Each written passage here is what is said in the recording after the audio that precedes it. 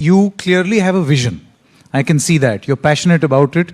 And in Delhi and now you claim in Punjab, you seem to have started delivering also.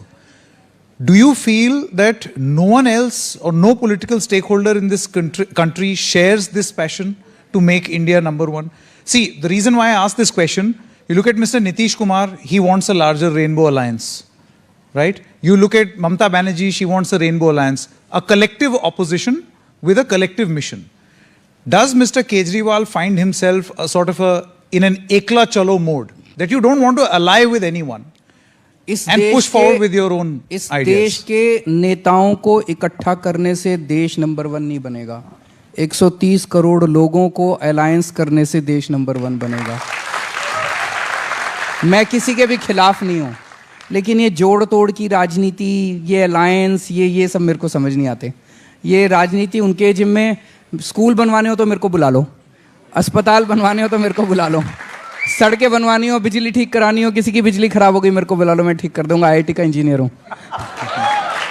लेकिन आप कहो ये alliance होगा, फिर ये सीट एडजस्टमेंट, ये सब मेरे को समझ नहीं आता जी, उनके भरोसे। अरविंद जी, राजनीति का मतलब ये होता है कि आप सत्ता को अपने हाथ में लीजिए, अधिकार अपने हाथ में लीजिए और जिम्मेदारी उठाइए काम करने की। इसलिए ये समझें कि आम आदमी पार्टी जो है वो अकेले ही कोशिश कर रही है कि पूरे देश पर छा जाए। 130 करोड़ लोग जिस दिन खड़े हो गए, एक बार अन्ना आंदोलन में खड़े हुए थे, उस वक्त की सरकार हिल गई थी। 130 करोड़ लोग इकट्ठे हो गए तो सारी सरकारों को काम करना पड़ जाएगा, हर राज्य सरकार को काम करना पड़ जाएगा। एक पॉजिटिविटी जो आएगी, आज इतना नेगेटिव हो गया है सारा एटमॉस्फेयर, इतना नेगेटिव हो गया है, ये लड़ाई कर रहे हैं, झगड़ रहे हैं, कट रहे हैं, मर रहे हैं, सारा दिन 24 घंटे लड़ना झगड़ना, ऐसे देश आगे नहीं बढ़ेगा। हमें एक पॉजिटिव एनर्जी पूरे देश के अंदर इकट्ठी करनी पड़ेगी।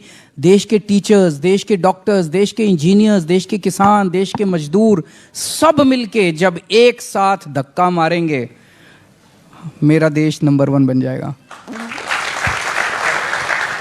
पर ये होगा कैसे सर? प्रैक्टिकल पूछ रहा हूं मैं कि या तो आपकी पार्टी सत्ता में आए या फिर आप प्रधानमंत्री बने, तब कुछ होगा। जो आप कह रहे हैं नंबर 1 वाली बात जो आपकी, जनतंत्र में जनता तय करती है। जब ये सारे जन इकट्ठे होंगे तो ये तय करेंगे कि आगे कैसे चलेगा। बहुत सारे अच्छे लोग हैं देश में जो काम कर रहे हैं अपने अपने स्तर पे। बाढ़ में एक डॉक्टर भरत हैं, MBBS डॉक्टर हैं, बहुत गरीब परिवार से आते हैं, तो उन्होंने ये ठान लिया कि मैं गरीब बच्चों को अब MBBS कराया करूंगा। हर साल 50-50 गरीब बच्चों को, ऐसे 50-50 बच्चों को MBBS हर साल वो एडमिशन करा रहे हैं। आपको जान के था 16 बच्चों को तो ऑल इंडिया मेडिकल में एडमिशन करा चुके हैं वो। ये लोग जो हैं देश के, ये हमारे देश की उम्मीद हैं। ऐसे सारे लोगों को इकट्ठा करेंगे हम और ऐसे सारे लोगों को मिलकर देश को आगे बढ़ाएंगे।